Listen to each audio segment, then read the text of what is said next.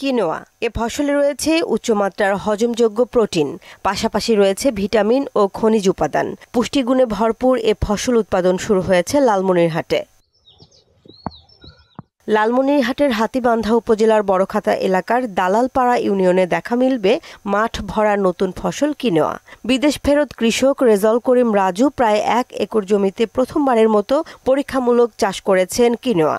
প্রথমবারই ফলন হয়েছে ভালো।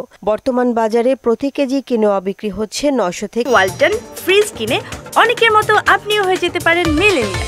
সেরা পণ্যের সেরা অফার কে 1000 টাকায়। নাম কিনোয়া, এটা একটা দক্ষিণ আমেরিকার ফসল। এটা আসলে একটা সুপারফুড, এটাতে সবগুলো পুষ্টি উপাদান আছে। এটার বাজার মূল্য ভালো, 5 থেকে 900 টাকা পর্যন্ত কেজি। প্রতি বিঘা হয়তো 60 থেকে 70 হাজার টাকা হইতে পারে। কম সময় কম খরচে একটা লাভজনক ফসল বলে আমার কাছে মনে হয়।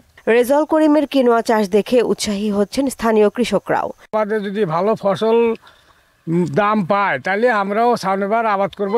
আমিও লাগাবো।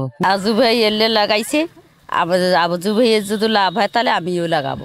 বিদেশি ফসল হলেও কিনোয়া চাষে বাংলাদেশের মাটি ও আবহাওয়া উপযোগী বলছে কৃষি বিভাগ। যেহেতু এই ফসলটা হচ্ছে দক্ষিণ আমেরিকান ফসল, এছাড়া অস্ট্রেলিয়া হয়, আর বাংলাদেশেও কিছু কিছু জায়গায় জেলা উপজেলায় চাষ হচ্ছে।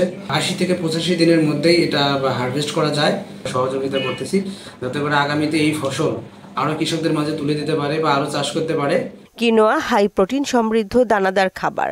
রুটি ও ভাতের বিকল্প হিসেবে উত্তর ও দক্ষিণ আমেরিকার মানুষ এটি খান।